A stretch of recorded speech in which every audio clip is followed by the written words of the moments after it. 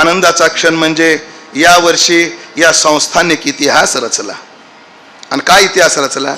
जसा ज्ञानोबारायचा पालखी सोहळा निघाला तसा यावर्षी ज्ञानेश्वरीचा पालखी सोहळा पंढरपूरला.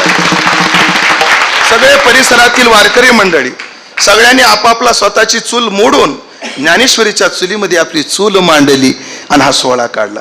बरं, हा सोहळा निघाला पण एवढ्या शिस्तीत निघाला. आज उभ्या वारकरी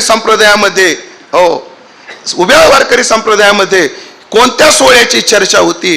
पहिल्याच वर्षी. आणि एवढा दोरीतून चाकुरीत सोहळा निघाला. त्याला दोन कारण आहेत महाराज: नेतृत्व करणारी मंडळी आणि कर्तृत्व करणारी कार्यकर्ते. म्हणून सगळे परिसरातील मंडळी मोजकी का होईना पण आज उपस्थित आहेत. आपण हा सोहळा काढलाय याचा अर्थ याच्या आधी नव्हता का? होता. पण आपलं तत्वज्ञान कसं आहे?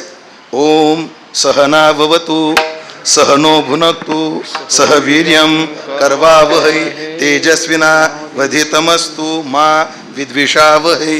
कोणाचा द्वेष न करता सगळ्यांनी एकत्रित येऊन कार्य करायचं.